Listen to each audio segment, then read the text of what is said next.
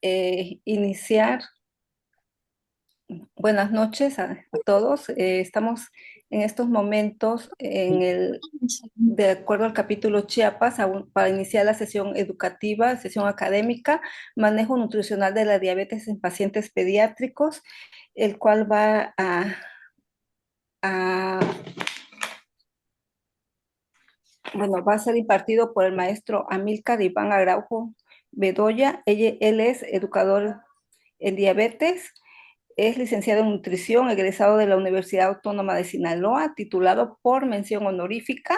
Es maestro de ciencias bioquímicas molecular por la Universidad Autónoma de Sinaloa, nutriólogo certificado como educador en diabetes por la Federación Mexicana de Diabetes, avalado por la Universidad Anáhuac, Estado de México.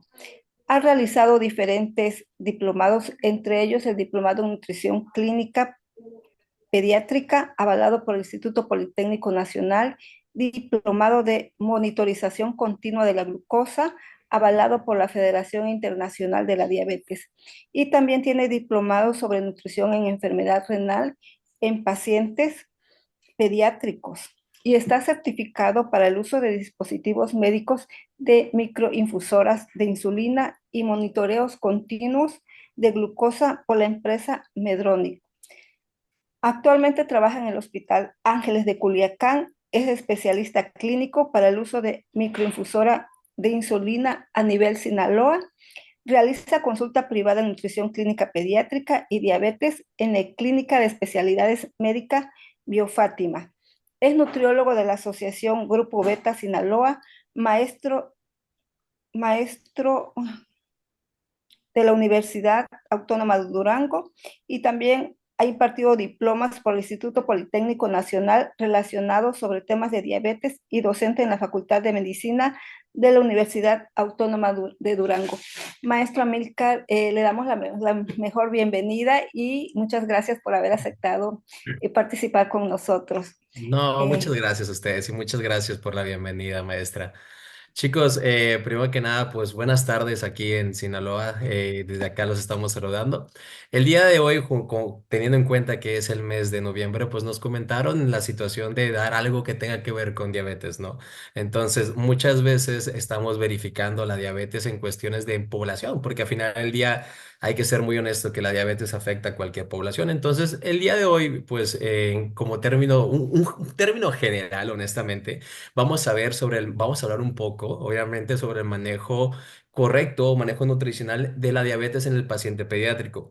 Y hablando del manejo, me voy desde lo más básico, que como nutriólogo tendríamos que saber, que es la valoración clínica pediátrica del paciente en general. Entonces, este tema es un tema un poco general, hablando de que tenga que ver con pediatría y que tenga que ver con diabetes, pero el que sea general no significa que no sea bueno. ¿A qué me refiero? A que muchas veces si no sabemos lo general, chicos, es muy difícil llegar a lo particular, a algo particular como qué, como un conteo de carbohidratos, algo particular como qué, como un monitoreo continuo de glucosa. Entonces, para cualquier modificación de algo particular, siempre es importante saber lo general.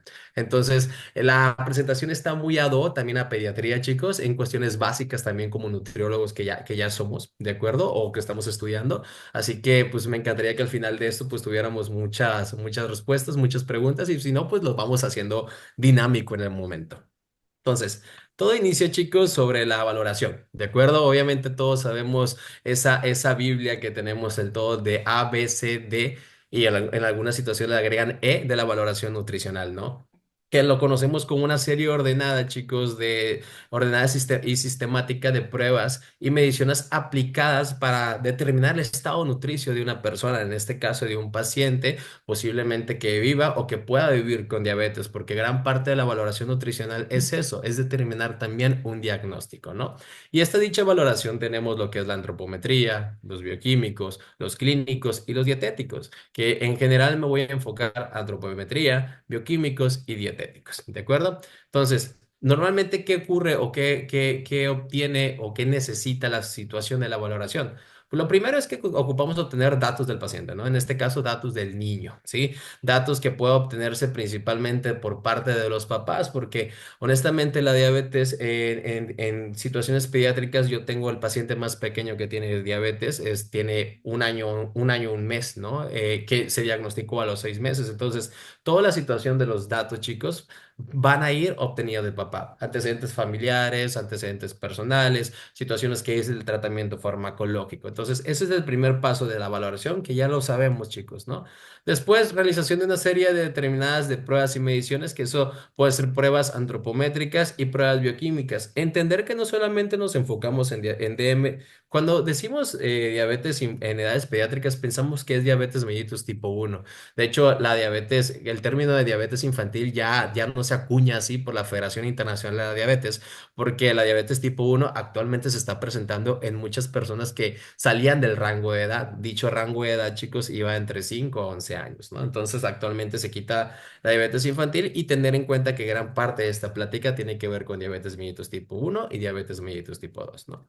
Entonces, ya realizamos esta serie de mediciones que ahorita vamos a ver. Se aplican, chicos, ¿de acuerdo? Y se evalúan para que al final tengamos un diagnóstico y bajo esa situación del diagnóstico tengamos un tratamiento que vamos a seguir. Dicho tratamiento, a lo mejor en diabetes mellitus tipo uno, si es tu paciente, es el aumento de peso. ¿Por qué? Porque posiblemente las situaciones de la pérdida de peso implicó que el paciente, vaya, tenga un peso bajo para la edad y lo tengamos que aumentar, o viceversa, si es una situación de diabetes mellitus tipo 2 donde la posible diabetes fue generada por la de resistencia a la insulina, por tener una disminución del porcentaje de grasa para que aumente su sensibilidad. Entonces, todos estos datos los hacemos a partir de lo que es la valoración nutricional. Entonces, vamos a ver en grandes rasgos algunas situaciones y vamos a enfocarnos obviamente en edad pediátrica.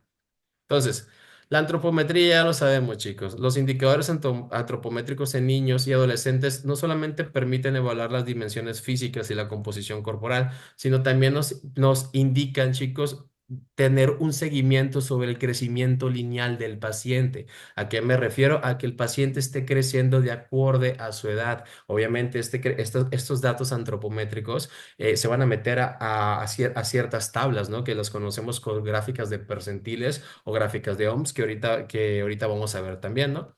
Entonces, normalmente las cuestiones antropométricas en un niño es el peso, la estatura o longitud, muy importante, el perímetro encefálico y el pliegue medio del brazo. Aquí en el pliegue, chicos, me refiero al pliegue principalmente tricipital. Y en pediatría se utilizan dos pliegues, chicos, el pliegue tricipital y el pliegue subescapular. Pero también es importante, por ejemplo, las gráficas de percentiles actuales también meten perímetro medio del brazo. Entonces, es bien importante que como nosotros nutriólogos, el día que vayamos a evaluar a un paciente pediátrico, pues tengamos en cuenta estas mediciones, ¿no? Entonces, ¿cambian un poco? Sí, cambian un poco por el rango de edad, ¿no? Porque obviamente nos tenemos que adecuar a la edad del niño bajo diferentes situaciones, como el que no puede caminar, chicos, el que no puede mantenerse de pie solo. Entonces, algunas situaciones de ir checando el peso principalmente lo que buscamos es que el infante, como primer paso, no tenga ningún accesorio que altere el peso, ¿no? Porque es muy dado, chicos, que a mí me toca mucho en los pacientes pediátricos, en los bebés, que los quieren subir a la báscula pediátrica con zapatitos, ¿sí? O con diademitas, o con un exceso de ropa. Entonces, eso modifica el peso. Y créanme, chicos, 100 gramos en un paciente pediátrico puede terminar a tu infante entre sobrepeso, obesidad o entre buen peso y sobrepeso. Entonces, siempre chequen eso. Dos, si el niño es mayor de 2 años y puede mantener la postura recta, se pesará principalmente parado, chicos. Pero normalmente de esto también depende algunas situaciones porque hay diferentes síndromes, chicos, que independientemente tenga una edad mayor a 2 años, el niño no se podría parar y tendríamos que buscar una cuestión de ver de qué otra manera podemos obtener el peso. Muchas veces aplicamos la mexicana, le digo yo, ¿no? Que primero se sube el papá, chicos, se pesa el papá, se toma el peso y después se sube al papá con el niño en brazos. Es una manera válida bajo algunas situaciones, pero lo ideal es que sí tengamos nuestras básculas pediátricas, ¿no? Dentro de lo que cabe, también es importante entender, chicos, que estas básculas pediátricas, yo no personal, por ejemplo, mucha gente utiliza la de Buehler, sí, pero no tiene la forma correcta. Entonces, si el infante recarga más el peso a la parte de su glúteo, el peso va a ser muy diferente. Entonces, traten de buscar una báscula que sí tenga que la forma ayuda a mantener el peso al bebé en un estado, chicos, que no se esté moviendo constantemente para tener este buen peso, ¿no?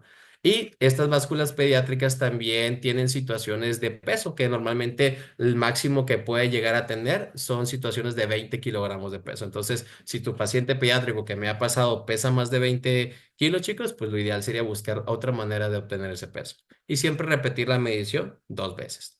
Entonces, estas son algunas situaciones que tenemos que tocar en peso. Otro punto también y otra medición es la circunferencia encefálica. Normalmente la circunferencia encefálica, chicos, es un parámetro de valoración de desnutrición. ¿De acuerdo? Si esta circunferencia encefálica es baja. Y tenemos que entender que la circunferencia encefálica se mide hasta los 36 meses, es decir, hasta los 36, hasta los 3 años de edad.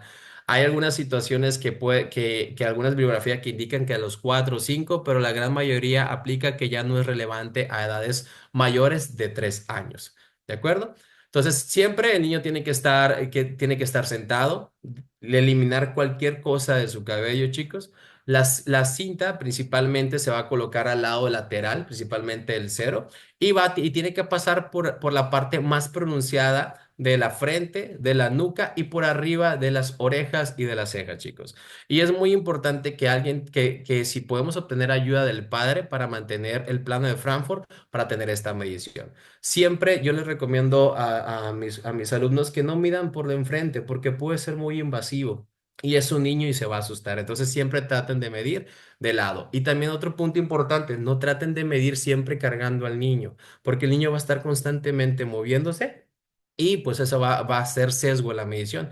Y ya hay cintas pediátricas, chicos, que son como coronitas, que literalmente la abres, la cierras y no andas batallando con este tipo de cintas, ¿no? Entonces, esto sería la circunferencia encefálica. La longitud, chicos, o talla, dependiendo la edad se le conoce como longitud y dependiendo la edad se le conoce como talla. Longitud plebes es de 0 a 2 años y se recomienda que si la longitud se tiene que ser acostado y la talla es de 2 años en adelante y la medición, siempre y cuando el paciente se pueda parar, tiene que ser obviamente parado con un estadímetro que esté totalmente calibrado. Entonces, como primer punto, si estamos midiendo longitud, el niño deberá estar colocado de una forma supina. Entonces, siempre con dos personas, y yo recomiendo que la persona que va a estar sosteniendo la cabeza, que es la que es inmóvil, sea el papá, ¿de acuerdo? Porque va a conocer entre lo que cabe a la persona y va a evitar movimientos y va a evitar sustos, ¿no? Siempre se busca que el hombro y el glúteo estén sobre la mesa, chicos, y que los brazos estén descansados al lado del tronco. Siempre mantener el plano de Frankfurt y la persona que está en la parte inferior es importante que sostenga las manos, sus rodillas con las manos y que con la otra mano esté moviendo la situación de la parte movible del infantómetro que se le conoce. Esto obviamente una situación acostada, midiendo longitud, en una cuestión parada, pues se repite lo que ya sabemos como una medición normal de una persona adulta bajo ciertos lineamientos, ¿no? Entonces, teniendo en cuenta estas cuestiones, chicos, de las mediciones antropométricas, entonces les comenté que todas estas mediciones las tienen que pasar a una parte. Y esta parte que la tenemos que pasar principalmente son las gráficas de crecimiento o gráficas de percentil. Me imagino que mientras estudiábamos, chicos, pues estuvimos utilizando estas gráficas y nunca pensaron que íbamos a utilizar el plano cartesiano de unir X con Y, pero pues aquí sí las unimos, ¿no? Entonces, estas son las dos grandes gráficas que tenemos. Tenemos las gráficas de CDC utilizada por muchos médicos, principalmente pediatras, y tenemos las gráficas de la OMS. Existen otras, pero estas son las más utilizadas. Pero aquí el punto es, ¿qué tablas de crecimiento debo utilizar? En lo particular, chicos, yo siempre recomiendo las gráficas principalmente de la OMS antes que de la CDC. ¿Por qué? Por la población de que se hicieron esas gráficas. Las gráficas de la OMS incluyen aproximadamente, ¿cuántos son? 125 países, ¿de acuerdo? Que entre ellos incluyen a México, ¿de acuerdo? Aproximadamente tengo entendido que eran 70,000 niños mexicanos para seleccionados para este tipo de gráficas, ¿no? Son más actuales, es hasta el 2007, la última edición. En la otra, la de CDC, chicos, la última actualización es en 1997, ¿de acuerdo? Aquí también manejan de rango de edad de 0 a 5 años y de 5 años a 18. Y aquí en esta gráfica se establecen nuevos índices, chicos, ¿de acuerdo? En la gráfica del CDC, chicos, se estableció un índice nuevo que es el índice de masa corporal. Este fue un excelente avance, pero en la de la OMS se establecieron los pliegues tricipital y subescapular y el perímetro medio del brazo, ¿de acuerdo? Principalmente para determinar si el peso bajo o alto del niño sea grasa o sea masa muscular, ¿de acuerdo? Y también entender, chicos, que por qué no se utilizan las de CDC, porque totalmente la población con la que se utilizó son niños de Estados Unidos. Y sabemos que el somatotipo, el tipo de cuerpo que tenemos nosotros y ellos son totalmente diferentes. Entonces, yo opino y yo siempre apruebo o es la que más recomiendo, ¿de acuerdo? Yo utilizo un programa que se llama Guantro, chicos, ahí mete los datos y automáticamente te da todo, ¿no? Y aparte de las percentiles, chicos, estas gráficas se añadió algo que se llama desviaciones estándar, ¿de acuerdo? Que las desviaciones estándar son un poco más precisas para estudios poblacionales, que también puede sacarte un valor.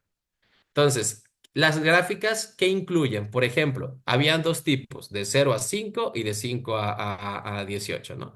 De 0 a 5, chicos, estos son los índices que incluyen estatura o longitud para la edad, peso para la edad, peso para la estatura, índice de masa corporal para la edad, circunferencia cefálica para la edad, circunferencia media del brazo, pliegue subescapular para la edad y pliegue tricipital. ¿De acuerdo? Estas son de 0 a 5 años. Y vuelvo a lo mismo, puedes sacar estas gráficas en percentil como estamos acostumbrados o en desviaciones estándar. Y la de 5 a 18 años, chicos, incluye solamente tres índices: estatura para la edad, peso para la edad y índice de masa corporal para la edad. Que esto es bien importante que entendamos. El IMC, chicos, como índice de medición del peso, no se utiliza para niños de 0 a 5 años, chicos. Se utiliza solamente para niños de 5 a 18 años. El peso en la de 0 a 5 años se utiliza peso para la edad, chicos. Y esto es por una situación del desarrollo, principalmente crecimiento hormonal del infante. Entonces, teniendo esto, pues, ¿qué mide cada índice, chicos? ¿De acuerdo? Por ejemplo, peso para la edad, chicos, evalúa el peso del niño que tienes en ese momento haciendo medición antropométrica contra toda la población de la misma edad. Obviamente, si esto sale inferior o percentiles bajos, puede haber, dependiendo, una desnutrición y un bajo peso de qué tan bajo esté. Y si salen altos, pues un sobrepeso, una obesidad. Peso para la talla, chicos, es lo mismo. Aquí, chicos, este índice evalúa el peso del niño contra la talla del niño. Y es importante que tengamos en cuenta aquí, chicos, que este índice es muy engañoso de utilizar. ¿Por qué? Porque si el niño tiene bajo peso y baja talla, el percentil le va a salir normal, ¿de acuerdo? Entonces, por eso es importante que este índice se evalúa mucho para cambio de peso. Normalmente se usa para cambio de peso y no tanto para un diagnóstico de sobrepeso, obesidad o talla baja o desmedro, ¿no?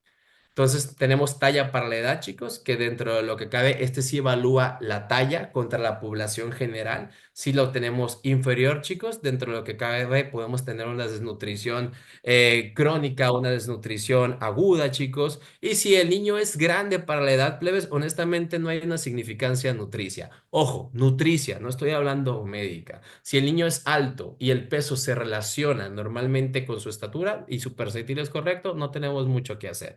Obviamente, si hay una situación endocrinológica de hormona de crecimiento, pues bueno, eso se evaluará ya sea una situación médica. El IMC, chicos, igual evalúa peso, pero el IMC vuelvo a lo mismo, se utiliza solamente de 5 a 18 años de edad, chicos. Y las cuestiones de circunferencia de encefálica, como les comenté, si está bajo, indica una situación de desnutrición, y si está alto, pues es macrocefalia, pero no tiene una significancia nutricia. Vuelvo a lo mismo, es hasta los 36 meses la medición. La circunferencia media del brazo, chicos, es un pliegue bien importante. ¿Por qué? Porque este nos indica o nos proporciona principalmente las cuestiones de masa muscular. De hecho, ya se sabe, chicos, que si la circunferencia media del brazo de un infante es menor de 11,5 centímetros en relajación, chicos, esto principalmente va a tener el paciente un desmedro o una cuestión de talla baja. Y si está alto, se puede relacionar con sobrepeso y obesidad. Y también tenemos los pliegues tricipitales, que los pliegues tricipitales y subescapulares aquí evalúan principalmente peso en grasa. Si el pliegue está arriba, pues significa que el paciente tiene mucho peso en grasa. Si el pliegue está abajo, significa que dependiendo cómo estemos, pues el paciente puede tener una depresión de grasa, ¿de acuerdo? O puede tener una cuestión de que si se relaciona con su peso, que esté normal. Entonces, simplemente para tener en cuenta los índices que se utilizan, chicos, ¿no? Entonces, estos índices evalúan principalmente cómo está tu paciente en el momento que lleva a la consulta. Es muy importante en la diabetes, chicos, chicos, evaluar el cambio del peso del paciente. Los índices que acabamos de ver o la percentil no lo evalúan, ¿de acuerdo?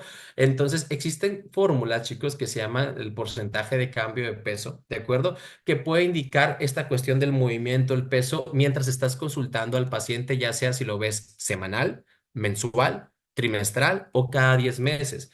Y vuelvo a lo mismo. La gran mayoría de los pacientes que viven con diabetes, con diabetes tipo uno se diagnostican con bajo peso. Siempre tienen mucho bajo peso. ¿Por qué bajan de peso? Porque no tienen insulina, ¿de acuerdo? Y porque ya no la fabrican por la cuestión autoinmune que están viviendo. Y recuerden que la insulina es una hormona anabólica. ¿De acuerdo? Entonces eso hace que tengamos pérdida de peso y empiezan a utilizar a las grasas como sustratos energéticos. Por lo tanto, también baja el peso tanto en masa grasa como en masa muscular. Entonces, es súper importante que estés viendo la valoración de cambio de peso a tu paciente que vive con diabetes tipo uno por esta situación. O vaya, si es una diabetes tipo 2 es importante que también valores el cambio de peso y que vaya bajando el peso del paciente.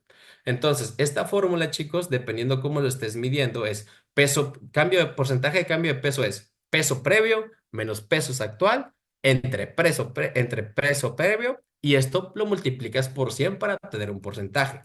Si tu paciente lo vistes de una consulta de una semana a la otra semana y entra entre el 0 al 2% el cambio de peso o tu fórmula, significa que el cambio de peso es correcto. Si está arriba del 2%, suponiendo que es una semana, significa que está aumentando mucho de peso y habrá que ver qué es lo que está pasando. O si en cambio está en menos del 0%, significa que el peso pues no está aumentando en este caso y también verificaríamos qué es lo que está pasando el cambio de peso. Y bajo de eso, pues modificarías las calorías del plan de alimentación, principalmente ya sea para bajarlo o subirlo, dependiendo del caso de diabetes que vayas teniendo. Bueno, lo mismo, esto principalmente es para valorar entre consultas. ¿De acuerdo? Entonces, yo honestamente yo normalmente a los pacientes que viven con diabetes los veo bueno, les doy educación en diabetes cada semana, chicos, y después de eso ya los veo mensual, cuando yo ya me garantizo que el paciente sabe contar carbohidratos, leer etiqueta, tomar glucosa, hacer la inyección de insulina correcta, entre otras cosas. Y la otra, plebes, que es muy importante en diabetes mellitus tipo 2, chicos, es las cuestiones de la circunferencia de la cintura. Entender que no hay un percentil para esto, chicos, ¿de acuerdo? Y entender que la circunferencia de cintura está relacionado principalmente, chicos, con grasa visceral o con grasa abdominal, no está relacionado con obesidad. Es bien importante que entendamos eso. Puedes tener pacientes con buen peso en la percentil, pero tener mucha circunferencia de cintura, ¿de acuerdo? Y eso indicar que tenga mucha grasa abdominal. Y recuerden que lo que pasa con la grasa visceral aumenta la resistencia a la insulina, chicos, y eso aumenta la probabilidad de que tu paciente resistente a la insulina pueda tener una situación de diabetes, ¿no? Entonces, aquí estas son tablas de la Federación Internacional de la Diabetes, chicos, donde pone la edad del infante, chicos, si es niño o adolescente, y la cantidad de que no se tiene que pasar de perímetro en cintura. Por ejemplo, si tuviera una niña, chicos, de 9 años de edad y su cintura es de 80, el máximo que puede tener es 75. Entonces tiene mucha grasa abdominal. Y existen fórmulas para sacar esto, plebes, que dentro de lo que cabe es el índice de circunferencia talla, que simplemente es medir, plebes, la circunferencia de cintura del paciente en centímetros entre estatura y si da arriba del 0,5, plebes, indica que el paciente tiene mucha grasa visceral, ¿no? Entonces, en general, esto se utiliza mucho en la valoración de la diabetes mellitus tipo 2 porque queremos la disminución de grasa visceral para que aumente la sensibilidad de la insulina y se lleve un control de glucosas. Pero el índice ICAT normalmente se utiliza a partir de los 6 años de edad. Y esto es lo que tenemos que ver con antropometría. Con antropometría ya vimos lo que es las mediciones, los índices, las gráficas de percentiles y cómo interpretarlos, ¿no? Entonces, otro punto que no quiero saltarme, chicos, o que me gustaría ver también, porque a veces, por lo menos, no, a veces no tenemos noción, son las valoraciones bioquímicas. Porque normalmente, chicos, pues muchas veces llegan pacientes y no sabemos leer un laboratorio para pediatría. ¿De acuerdo? Porque los márgenes de referencia, que por lo menos, no sé si allá en Chiapas sí discriminen de decir, ¿sabes qué? Estos valores son de pediatría y estos valores son de adultos. En Culiacán o en Sinaloa no lo hacen. Ponen valores de referencia de adultos y pensamos, o la gran mayoría tomamos esos valores de referencia, ¿no? Entonces, por eso es importante verificar los que normalmente se utilizan en lo que es la diabetes mellitus, ¿de acuerdo? Y los agregados que combinan, porque hay que ser muy honesto, diabetes mellitus tipo 2 en niños siempre va a tener dislipidemias, va a tener síndrome metabólico, va a tener hígado graso no alcohólico o puede traer también resistencia a la insulina. Entonces, dislipidemia, simplemente chicos, las cantidades que se recomiendan. En niños, el colesterol total no debería de pasar de 170, ¿de acuerdo? Si el niño tiene 180, ya tenemos un colesterol elevado. Entender que en adultos este margen es de 200. En triglicéridos, en niños no debería de pasar de 110, ¿de acuerdo? Eso si está en 120, 125 ya no es aceptable y en adultos lo maneja como 150. El HDL en niños siempre tiene que estar arriba de 50. Siempre se pide que en niñas esté un poquito mayor, de acuerdo por la situación de las cuestiones hormonales. Y el LDL no tendría que estar por arriba de 110. También es bien importante para el diagnóstico secundario de hígado graso, principalmente por las transaminasas hepáticas. El diagnóstico primario de hígado graso, chicos, siempre se hace con un ultrasonido, ¿de acuerdo? Entonces, aquí puedes inferir que hay un hígado graso cuando las transaminasas están elevadas. ¿Puedo? Perdónenme, a lo mejor no sé si me estoy yendo mucho. Te escucho, Mariana. ¿Puedes repetir cuánto eran en niñas? Bueno, ¿y cuánto Sí. se subía? El HDL. Ajá. Sí, por ejemplo, la última bibliografía que vi por la Federación Internacional de la Diabetes, porque manejan estos, por la cuestión del síndrome metabólico, en niñas se pide de 60 a 65 por las cuestiones hormonales, y en niños sí se pide que esté arriba de 50.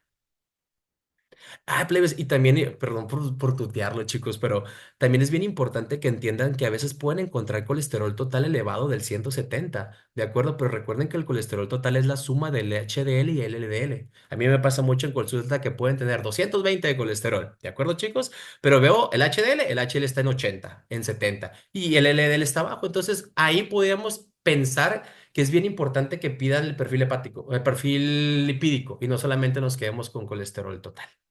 ¿De acuerdo?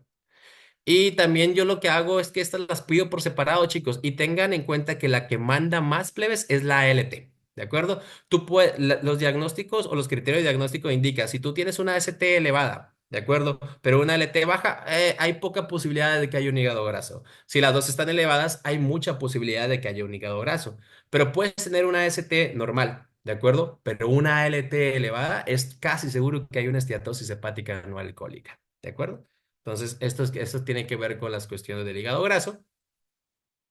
Las de glucosa son las mismas, chicos. Y al final del día, recordemos que, por ejemplo, se recomienda que la glucosa en ayudana no esté arriba de 100 en niños. Ya sabemos que si está de 100 a 125 se puede considerar prediabetes o es un criterio diagnóstico aceptable para prediabetes. Y si está arriba de 126 pues es un criterio de diagnóstico para diabetes. Y es importante que entiendan que no diagnostiquen diabetes solamente con glucosa en ayunas, ¿de acuerdo? ¿Por qué? Porque la glucosa en ayunas, chicos, se altera por cualquier cosa. Días de enfermedad aumenta la glucosa, estrés aumenta la glucosa, cambio hormonal aumenta la glucosa. Es importante apoyarse con las otras pruebas diagnósticas, ¿de acuerdo? Que tenemos la prueba de tolerancia a la glucosa, que es importante que la hagan con 75 gramos de glucosa anhídrica, porque hay muchos laboratorios que dicen, ok, te voy a tomar la prueba de tolerancia a la glucosa, te la tomo en ayunas, vete a desayunar. Y si el paciente desayuna algo tranquilo de carbohidratos, su glucosa no se va a elevar, ¿de acuerdo? Y no vamos a ver la acción de la insulina a la disminución y puede ser un falso positivo o negativo en el diagnóstico. Glucosa random es dentro de lo que cabe, chicos, que tomemos en cuenta cualquier glucosa del día a cualquier hora y que salga arriba de 200. Eso es una glucosa aleatoria o random. Y también, no sé si lo han escuchado, chicos, pero la hemoglobina glucosilada no es un criterio de diagnóstico, ojo, no es un criterio de diagnóstico oficial para el diagnóstico de diabetes en niños. ¿De acuerdo? Se utiliza como apoyo, pero no es un criterio de diagnóstico oficial por la Federación Americana de Diabetes. Siempre trae asteriscos. ¿De acuerdo? ¿Por qué no se utiliza la hemoglobina glucosilada como oficial, sino como apoyo? Porque un niño tiene mayores movimientos en la hemoglobina. Acuérdense que la hemoglobina glucosilada, chicos, dentro de lo que cabe es la glucosa que se pega a la hemoglobina, ¿de acuerdo? Nos da un periodo de glucosa de 3 meses, pero si el infante tiene disminución de la hemoglobina por posiblemente una desnutrición que lleva una anemia, la hemoglobina glucosilada no va a estar, no va a ser la más correcta, ¿de acuerdo? Entonces, esta hemoglobina glucosilada siempre se deja como apoyo y no como un criterio de diagnóstico como tal, ¿de acuerdo? Y plebes, tenemos también la situación de lo que es la resistencia a la insulina. Normalmente la insulina en un niño se pide que, un niño o una niña, se pide que esté entre 2 a 15, chicos. Aquí se me fue, chicos, aquí es insulina basal. Si tenemos arriba de 15, hay una hiperinsulinemia. Pero ojo, muchas veces puedes tener hiperinsulinemia, pero no puedes tener resistencia a la insulina. La resistencia a la insulina, chicos, se saca con un índice que se llama índice HOMA, ¿de acuerdo? Que el índice HOMA es dividir principalmente la glucosa, chicos, entre la insulina basal que tiene el paciente. Y si ese índice se encuentra entre 1,5 y 3,3, el niño no tiene resistencia a la insulina, ¿de acuerdo? Pero si está arriba de 3,3, el niño tiene resistencia a la insulina. Entonces, junto con esto, estas son las pruebas diagnósticas que normalmente yo pido, chicos, para las cuestiones que tienen que ver con diabetes. Mucha gente pidiera glucosa en orina, mucha gente pidiera otras situaciones, pero para el control yo manejo esto y ya manejo el tiempo en rango, que actualmente no sé si sepan un poquito del tiempo en rango, que es un tema bien interesante, que es el criterio de control que va a desplazar a lo que es la hemoglobina glucosilada como tal, en tanto en diabetes infantil y tanto diabetes en adultos, ¿no? Entonces, teniendo en cuenta esto, ahora sí, chicos, ya tenemos antropometría, tenemos bioquímica, nos vamos a ir con algo que es lo que nos trabaja. Ya tenemos los datos, ya tenemos las interpretaciones, pues hay que actuar, hay que intervenir. Entonces, vamos a ver las cuestiones básicas de nutrición en el paciente pediátrico. Punto número uno, le tienen que sacar las calorías. ¿Estamos de acuerdo? Normalmente, chicos, podemos utilizar fórmulas predictivas. En lo personal, hay muchas de pediatría, pero yo utilizo Schofield. ¿De acuerdo? Yo utilizo Schofield y dentro de lo que cabe, ya sea para distensiones de rango de edad, de género. Y es importante también que entendamos que el rango de actividad física que normalmente que ponemos en un adulto es muy diferente en niños. Normalmente, ¿cómo lo tenemos en adultos? Creo que es 10% ligero, perdón, 10% sedentario, 15% ligero, 20% moderado y 25% severo, ¿no? Entonces, aquí la cuestión es de calorías es diferente. Sedentario es el 10%, poco activo, dependiendo si es niño o niña, va a cambiar un poquito las cuestiones. Y esto es importante para sacar el gasto calórico, ¿de acuerdo? En estas situaciones se representa siempre el menor porcentaje en niños. ¿Por qué? Porque tiene mayor masa muscular y va a tener mayor gasto, va a tener una situación de mayor control calórico, ¿no? Entonces, ya sé que sacas el gasto calórico total del niño, tendremos que determinar si es una diabetes tipo 1 o una diabetes tipo 2. Si es dentro de lo que cabe, si es una diabetes tipo 1, ¿qué va a haber? Va a haber bajo peso, chicos, ¿de acuerdo? Entonces, tú le tienes que aumentar ese peso, aumentarlo obviamente acorde a su edad y a su percentil. Entonces, la recomendación, chicos, es que se aumenten de 300 a 500 calorías del gasto energético total y entender que el bajo peso principalmente es por déficit de insulina. El paciente que vive con diabetes tipo 1, en el momento que le pongan la insulina, chicos, va a empezar a subir de peso, ¿de acuerdo? Pero, ¿por qué no? También está ayudándolo con una dieta un poquito más alta en calorías. En su contraparte, si el paciente vive con diabetes tipo 2, muy seguramente tenga obesidad, chicos. Entonces, lo que vamos a hacer va a ser un control metabólico de una disminución de 300 a 500 calorías del gasto energético total. ¿Y esto qué es lo que va a hacer, chicos? Va a tener menos grasa, va a ver aumentar la sensibilidad a la insulina y aumentar la sensibilidad a la insulina va a hacer que sus niveles de glucosa estén controlados, ¿de acuerdo? No se recomienda dietas extremas nunca, chicos, ni en calorías ni en carbohidratos, que ahorita voy para allá, ¿de acuerdo? Hidratos de carbono. ¿Los hidratos de carbono se reducen en un niño que vive con diabetes? No, chicos, no se reducen. Manejamos el mismo porcentaje de 50 a 55%. Y esto es un tema muy controversial porque existen muchos pacientes. Por lógica, podemos entender que la cantidad de carbohidratos que consume un paciente va a ser proporcional a la cantidad de glucosa que tenga el paciente, ¿de acuerdo? Entonces, bajo esa lógica, si consumo mucho carbohidrato, pues va a tener glucosas elevadas, ¿de acuerdo? Entonces, muchos pacientes bajo esa lógica prefieren que su niño no coma carbohidratos, plebes. Y créanme, no comer carbohidratos, en la otra diapositiva se lo pongo, genera mayor problemas que a veces inclusive la propia diabetes. Entonces, siempre dejemos los carbohidratos igual, plebes, de 50 a 55%, que se traduce aproximadamente, chicos, entre 170 a 180 en niños y entre 220 a 230 en adolescentes, ¿no? Principales, lo que sí tenemos que hacer es tener cambios de carbohidratos a carbohidratos complejos, chicos, y normalmente, chicos, no debemos de tener restricción de carbohidratos en la diabetes tipo 1, ni en la tipo 2, ni en ningún plan de alimentación, plebes, ¿de acuerdo? Y entender, chicos, que los carbohidratos simples se necesitan en la diabetes tipo 1 para situaciones de qué? De aumentar la glucosa. Tengamos en cuenta que, porque muchas veces los quieren sacar para siempre, chicos, ¿no? Entonces, en la diabetes mellitus tipo 1 el paciente tiene, el niño tiene insulina y eso puede causar hipoglucemias, ¿de acuerdo? Una hipoglucemia es glucosas por debajo de 70. Entonces, si tú le das un carbohidrato complejo para aumentar esa glucosa, se le va a ir la vida, chicos. Entonces, lo que necesitas es que el paciente salga de la glucosa, salga de la hipoglucemia. Entonces, lo que se recomienda es darle un carbohidrato de acción, de un carbohidrato simple. ¿De acuerdo? Hay una regla que espero que el día de mañana la conozcas, que se llama la regla de los 15 que tiene que ver con los carbohidratos simples para sacar de hipoglucemia. Entonces, una dieta baja en carbohidratos plebes se refiere a dar menos de 40% de este nutrimento, de este macro, del gasto energético total, pero en serio no hay evidencias clínicas ni científicas que esto ayude. Así que, ¿qué es lo que puede pasar si le das una dieta baja en carbohidratos? Primero, retraso en el crecimiento, ¿de acuerdo? Que no tenga crecimiento lineal el niño y eso a la larga sea un problema. Mayor perfil metabólico y riesgo cardiovascular. Las dietas bajas en carbohidratos en niñas y en niños, vaya, generan trastornos de alimentación. Y aunque no lo crean, chicos, aumento de números de hipoglucemias. ¿Por qué? Porque no estás dando carbohidrato y no se te olvide que tiene un tratamiento farmacológico, ya sea insulina o una hipoglucemiante oral. Lo mejor que puedes hacer con los carbohidratos es enseñar a tu paciente a contar carbohidratos, plebes. Que este es un tema bien hermoso, plebes. El conteo de carbohidratos, la relación insulina-carbohidratos, el factor de sensibilidad que me comentaron que el año pasado alguien vino a darles este tema, pero yo me enfoco que el paciente sepa esto, que el paciente sepa contar carbohidratos, que los identifique, que tenga una porción y que sepa cuántas cantidades de insulina se tiene que poner por la cantidad de carbohidratos que tiene que comer. Entonces, después de los carbohidratos, nos pasamos a la fibra, plebes. El aporte de fibra siempre va a ayudar al control de la glucosa, ¿de acuerdo?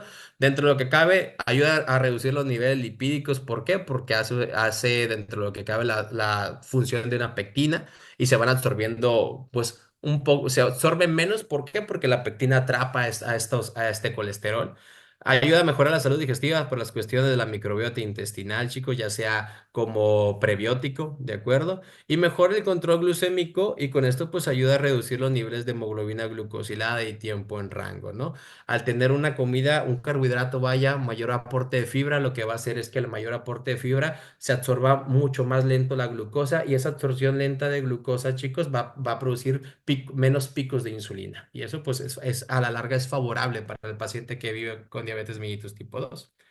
De hecho, hay un estudio, chicos, que dentro de lo que cabe, checan dietas altas en carbohidratos, pero altas en fibra, contra dietas bajas en carbohidratos, pero bajas en fibra. Y se dieron cuenta que las dietas, a pesar de que sean altas en carbohidratos, pero que son altas en fibras, tuvo una reducción de las glucosas en ayunas de 14%, una reducción de glucosas postprandiales de un 13% y una reducción significativa, principalmente de lo que es hemoglobina glucosilada. Entonces, la fibra de niño, chicos, la podemos sacar por esta tabla, dependiendo del rango de edad y si es niño o niña, ¿de acuerdo? O la edad del niño más 5 gramos, donde el límite tanto de niños y niñas es que no pasen de 35 gramos. ¿Por qué, chicos? Porque la fibra disminuye la absorción ¿de qué? Del hierro, chicos, ¿de acuerdo? Entonces, muchas veces eso puede causar anemias o atribuir anemias. Entonces, también dar una dieta súper alta en fibra no es recomendada.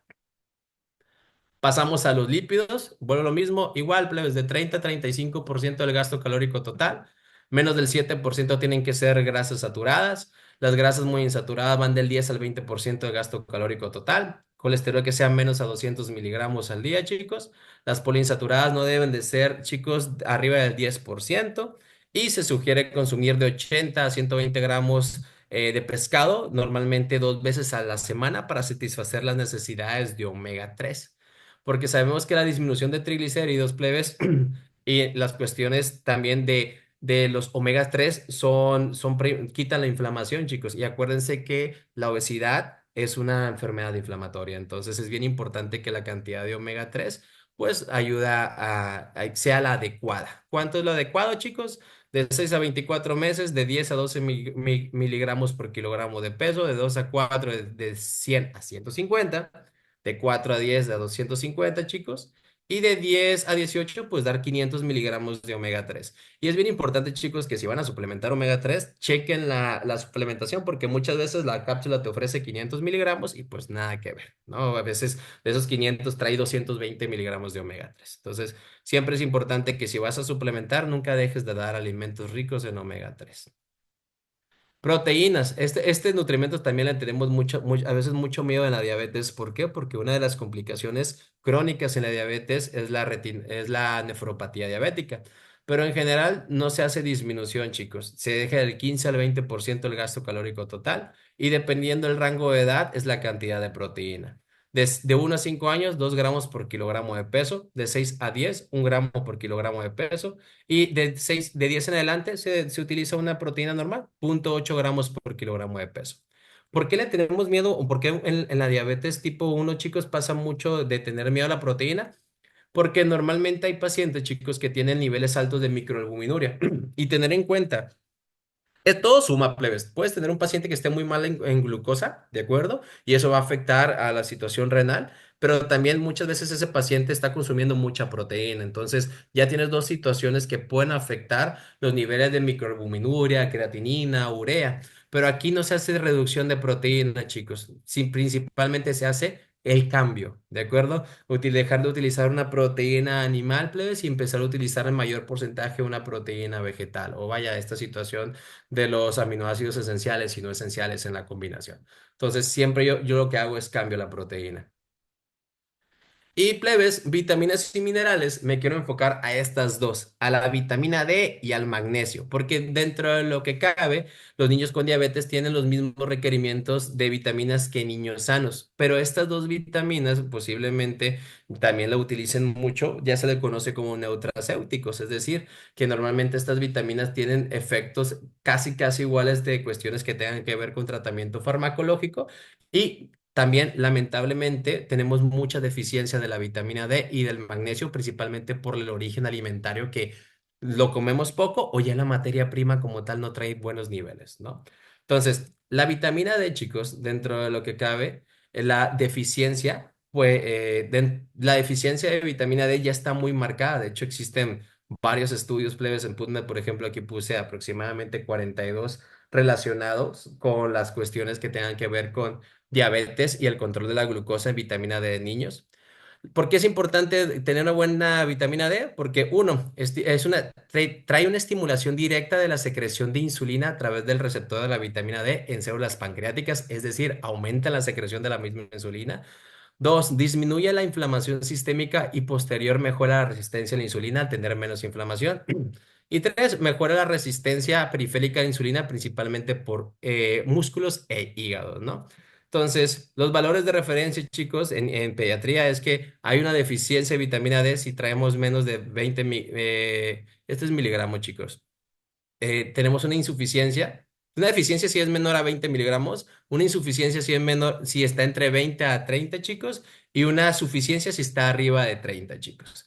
Y la suplementación va a depender de cómo andamos. Si hay una deficiencia, chicos, de vitamina D, se recomiendan 4.000 unidades de vitamina D al día. Si hay una insuficiencia, se recomienda 1.600 unidades de vitamina D al día. Y si hay una suficiencia, 800 unidades de vitamina D al día. Que normalmente cuando los niveles de vitamina D están por arriba de 30, yo simplemente recomiendo al paciente que tenga alimentos ricos en vitamina D y que se dé sus bañitos de sol cada 5 o 10 minutos. Obviamente no directos, ¿no? Y el otro punto es el magnesio. Se describe, chicos, que más del 50% de la población mundial tiene hipomagnesemia, chicos. Y existen muchos estudios relacionados con con el magnesio y el control de la diabetes. Por ejemplo, este es un estudio, plebes, que se hizo durante un seguimiento de 28 años, aproximadamente a 17.130 personas, con dos grupos, con dos tipos de dietas distintos, chicos, una con cantidades suficientes y controladas de magnesio y otra con dieta normal. Entonces, el resultado de este estudio, chicos, se relacionó que el consumo de magnesio de manera lineal, y esto es bien importante, plebes, de manera lineal, hubo una reducción principalmente de padecer diabetes de un 15%. En este estudio daban hombres de 420 miligramos al día y a mujeres de 320 miligramos. Y aquí se relacionó, chicos, que normalmente el efecto positivo del magnesio es una dosis respuesta de 4 meses. ¿A qué me refiero con esto? Para que tengas el efecto positivo en el control de la glucosa, tú tenías que dar constantemente o consumir constantemente 4 meses magnesio. No por consumirlo una semana íbamos a tener este efecto. Y a partir de este estudio, plebes, se empezó a checar la dosis respuesta a partir del tercer o del cuarto mes. Este es otro estudio, chicos, que también fue un seguimiento que se checó la dosis respuesta, plebes, principalmente de 4 meses igual. Y este estudio redujo un 17% también padecer diabetes mellitus tipo 2 y trajo una reducción de glucemia sanguínea de un 13%. Dicho estudio también, chicos, es principalmente para adultos. Esto no estaba en pediatría, plebes, ¿de acuerdo? Entonces aquí se utilizaron 400 miligramos de magnesio al día. Y también fue resultado positivo la situación de dosis respuestas que le dije. Y este es otro estudio, chicos, que tiene que ver ya con diabetes mellitus tipo 1 en niños plebes. Y normalmente se hizo el seguimiento de 7 meses a 71 niños, chicos, de diabetes tipo 1 con niveles bajos de magnesio. Se suplementó, chicos, la dosis respuesta de 3 meses con 300 miligramos de magnesio al día. El principal magnesio que utilizaban, chicos, es citrato de magnesio. Y aquí en este estudio hubo una reducción del promedio total de una hemoglobina glucosilada del 10,88 al 7,88. Es decir, su glucosa de una hemoglobina glucosilada de 10 es aproximadamente 282, pasó a 7,88, chicos, que es aproximadamente a 180, 190. Y asimismo, chicos, hubo una cuestión de disminución de los parámetros de LDL. Entonces, yo honestamente, plebe, sí o sí tengo un paciente con diabetes mellitus tipo 1, diabetes tipo 2, se piden los estudios, pero casi siempre el magnesio y la vitamina D son cuestiones que suplemento, aparte de dar una alimentación pues rica en estos nutrimentos. Entonces, chicos, no sé si con esto queda claro un poco el abordaje, plebes, como conclusión, si se dieron cuenta, checamos cuestiones básicas de antropometría que a veces no sabemos cómo tomarlas, checamos cuestiones bioquímicas y al final abordamos con las cuestiones bueno, lo mismo, básicas en el tratamiento nutricional. Obviamente cada paciente va a tener situaciones específicas y pues bueno, ahí pues nuestro trabajo como nutriólogos pues es capacitarnos en todo esto. Así que chicos, por mi parte sería todo. Muchas gracias y no sé si tengan alguna duda, alguna pregunta, algo por estilo. Sí, maestro, buenas noches.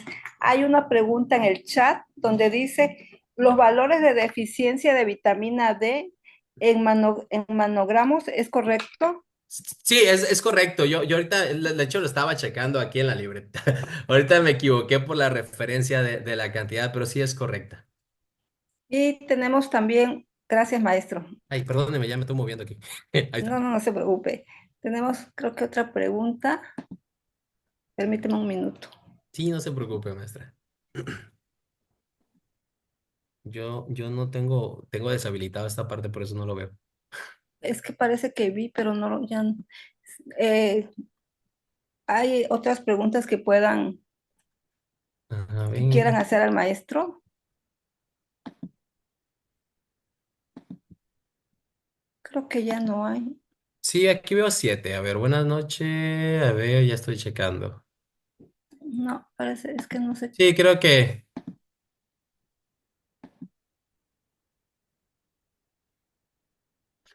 Por ejemplo, dice aquí Mariela, dice las recomendaciones de ácidos grasos omega Ah, 3 ese es el que leí, pero no lo encontré. presentadas. ¿Quiénes recomiendan estas dosis? Normalmente la recomendación de esta cantidad de omega 3 la saqué de la Asociación Americana de Cardiología, de acuerdo a las cuestiones recomendadas de omega 3, que normalmente son 500 miligramos al día. Esto estoy hablando que el paciente aparte tenga un consumo adecuado de alimentos ricos en omega 3, ya sea vegetal por el aguacate o por la nuez, chicos, o por frutos secos, o animal por pescados grasos. Parece que hay otra pregunta. Sí, ese es bueno, Alejandra. Me está comentando Alejandra que, por ejemplo, los pacientes que utilizan hormona de crecimiento, una de las situaciones secundarias es que la hormona de crecimiento es antagonista de la insulina, entonces tiende a aumentar la glucosa. Normalmente, los rangos que se manejan ahí son rangos, se tratan de manejar rangos para intolerancia a la glucosa. Se manejan muchos rangos como de prediabetes en control. Hay que tener en cuenta que cualquier factor que modifique la glucosa, tenemos que manejarlos como que tiene el factor, porque muchas veces me pasa pacientes que ya viven con diabetes que el médico lo quiere tener a fuerzas plebes en 90, en 85, cuando realmente el control principalmente es de 120 a 140. Entonces yo Creo que, utilizaría rangos de intolerancia a la glucosa. creo que hay otra pregunta. A ver si se Ah, me no, va. dice gracias. Ah, sí, Mariana, adelante, te escucho. Oiga, yo tenía una duda. Bueno, hace rato que habló sobre que no se deben de hacer restricciones calóricas en Sí. ninguna dieta de ningún chavito. Este, había una diapositiva antes que creo que decía Perdóname. que menos 300 o Ok. de 300 a 500 kilocalorías. Sí, por ejemplo, las restricciones calóricas normalmente se hacen en diabetes mellitus tipo 2 y el paciente tiene sobrepeso o obesidad, que normalmente por las cuestiones del padecimiento natural de la enfermedad, un niño que viva con diabetes tipo 2 pues va a tener pues, sobrepeso y obesidad. Entonces lo que haces es que sí tienes una restricción calórica en esos niños para que vaya perdiendo masa grasa y eso aumente la sensibilidad a la insulina y esa es aumentada pues tenga un control de glucosa. Entonces, en esos casos sí se recomienda. Obviamente, se recomienda que el paciente tenga un percentil adecuado para la edad. De ahí, ya cuando el paciente llega, pues le das las calorías necesarias que él necesita para el desarrollo. Ah, ok, perfecto. Sí. Gracias. No, no, ustedes. Bueno, creo que hay una lista también en el chat, una lista de asistencia, si hacen favor de llenarla, Ah, por sí, está favor. buena idea. Sí. Este, Y chicos, es importante actualizar, no sé si ya saben el tiempo en rango, plebes. El tiempo en rango es lo que está desplazando un poquito la hemoglobina glucosilada, plebes. Pero la cuestión es que normalmente para sacar el tiempo en rango ocupas un monitoreo continuo de glucosa.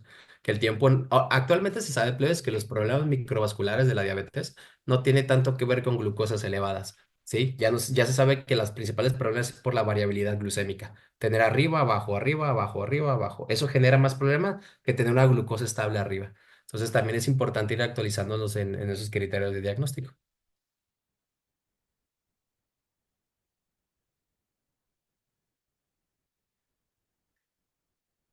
Sí, no estoy adelante, chicos, hablando, si quieren. perdón. No, si tienes más preguntas, adelante.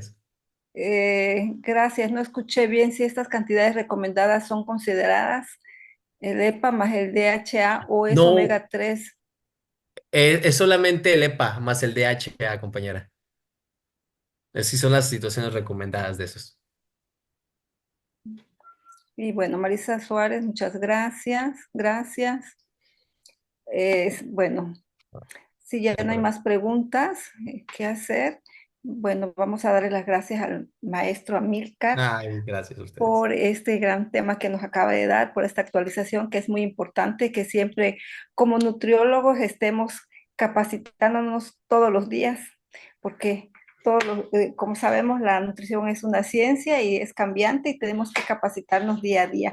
Bueno, maestro, voy a proyectar una constancia. No sé si, creo Ah, que yo, debe yo, yo dejar. creo que tengo que dejar de compartir. Ahí Sí, está. sí. Perdónenme. No, no se preocupe.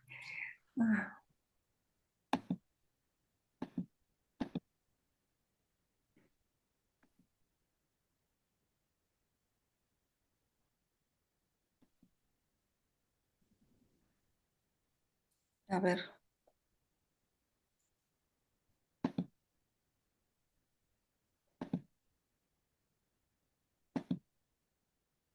creo que no sé. No sé qué estoy haciendo porque no me deja compartir.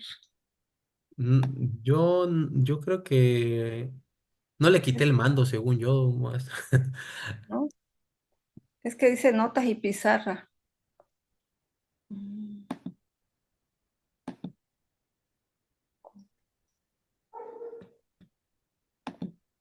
A ver, permítame un minuto, por favor. No se preocupe, yo espero.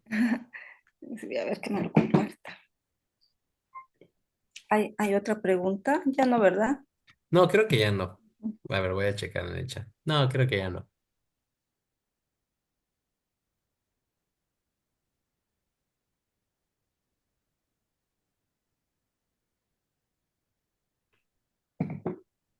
No, ya no, ¿verdad? Bueno, ¿por qué no me deja compartir? Mm, Diseño. La parte de abajo, Isa. Ahí está, share. Ahí está. Yo creo que ya salió, maestra. ¿Ya salió? No. Yo ya la puedo ver. A Sí, ver. ya se ve, ya se Bueno, ve. ya, gracias. Bueno, agradecemos de antemano, maestro Amílcar, toda su Gracias. participación. Esperemos que no sea la primera vez, sino que nos siga apoyando también cuando usted guste. Ya sabe, estamos a la orden y que también igual pronto lo tengamos como colegiado.